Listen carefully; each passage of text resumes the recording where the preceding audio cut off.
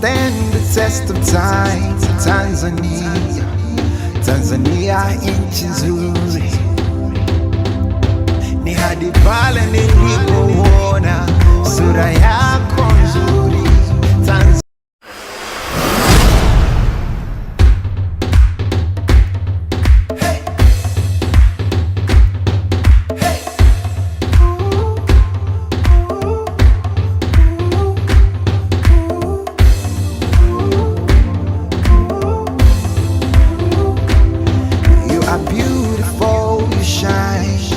Stand the test of time.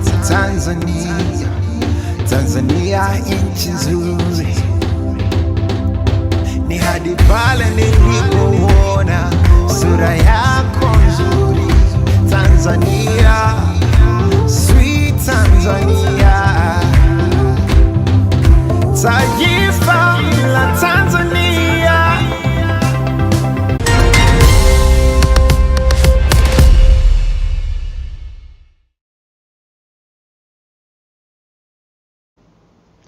Karibu sana mtazamaji, huu ni wasaa wa Jicho Letu Mkoani. Mwaka 2025 mwezi Mei, serikali kupitia Wizara ya Afya kwa kushirikiana na wadau mbalimbali ilizindua mwongozo wa taifa wa hedhi salama, hatua muhimu katika kuhakikisha wasichana na wanawake wanapata elimu sahihi, huduma bora na mazingira salama ya kusimamia hedhi kwa heshima na usalama.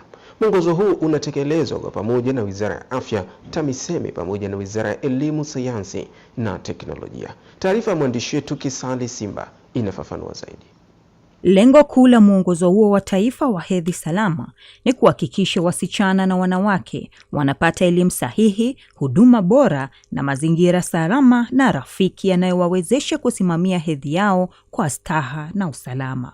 Kwenye wilaya ya Sengerema, mkoa wa Mwanza, baadhi ya shule tayari zimeanza kuona matokeo ya utekelezaji huu. Shule ya sekondari Ibondo iliyopo katika kijiji cha Magutu, kata ya Ibondo, hedhi si tena jambo la kuficha, ni sehemu ya mazungumzo ya wazi baina ya walimu na wanafunzi.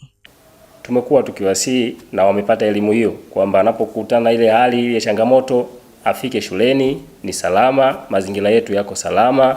Mabadiliko haya yanaambatana na uboreshaji wa miundombinu ambapo vyoo maalum kwa wasichana vimejengwa ili kuwapa faragha, usalama na heshima wanapokuwa katika hedhi. Kuna vikundi vya wanafunzi ambao wanatoa elimu, kuna viongozi ambao wanasaidia kutoa elimu, lakini kama mwalimu pia kuna siku ambazo natenga pia na mimi natoa elimu. Elimu hii si kwa wasichana pekee, wavulana pia wanahusishwa, hatua inayosaidia kuvunja ukimya, unyanyapaa na kujenga uelewa wa pamoja.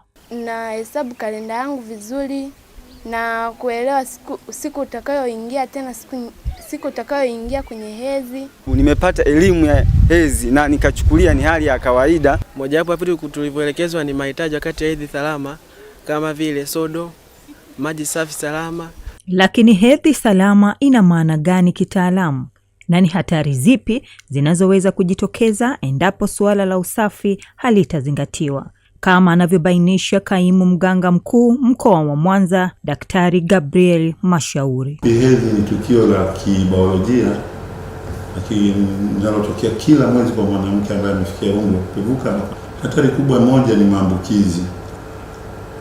Damu ikikaa mahali muda mrefu, ngozi yetu inakuwa na bakteria.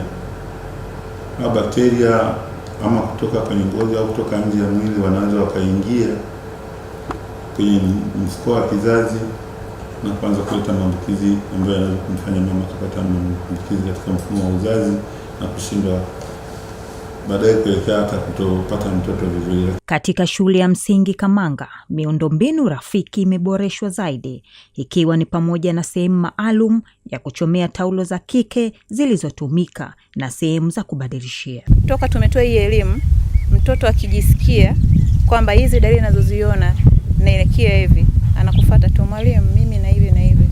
Kusipokuwa na miundombinu salama ambayo itamwezesha kujistiri, maana yake atakosa sehemu ya kujihifadhi, kwa hiyo itamsababishia kukaa nyumbani. Kwa mujibu wa wataalamu wa SWASHI, miundombinu hii inapaswa kujengwa kwa kuzingatia mahitaji halisi ya wasichana, ikiwemo maji, na usalama. Tumetekeleza mradi huo kwa takribani hadi tunapofikia huo mwaka 2026 ni takribani shule 17 kati ya shule 109 ambazo zimeshafaidika kupitia programu hiyo.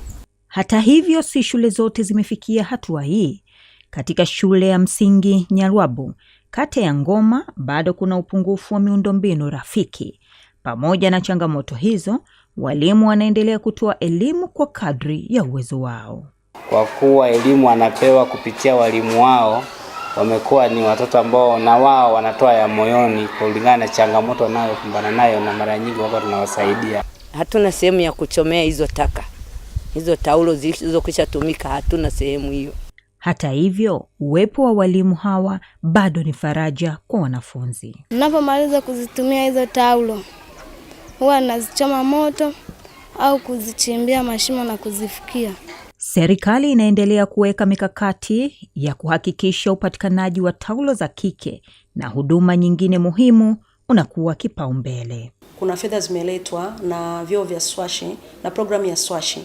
Tunahakikisha kwamba vyoo vyote vinavyojengwa kunakuwa na chumba maalum cha mtoto wa kike cha kujisitiri. Pamoja na mafanikio hayo, changamoto bado zinahitaji ufumbuzi wa pamoja. Kuna baadhi ya shule tulikuwa tunashindwa kuzipa miradi kwa sababu hazikuwa na maji ya bomba. Kwa hiyo na pia tulikuwa tunahamasisha umuhimu wa kupeleka maji shuleni. Na kwa kuwa elimu huanza nyumbani, wazazi nao wana nafasi muhimu katika kuvunja ukimya na kujenga uelewa kwa watoto wao. Ndio kukua ndo makuzi.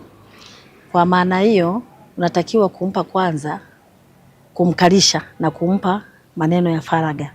Hedhi si aibu, ni sehemu ya maisha, na kadri jamii inavyozidi kufungua mazungumzo, ndivyo inavyojenga mazingira salama zaidi kwa wasichana na wanawake. Hili si tu suala la afya, ni suala la haki, heshima na usawa. Kisali Simba, Star TV, Mwanza.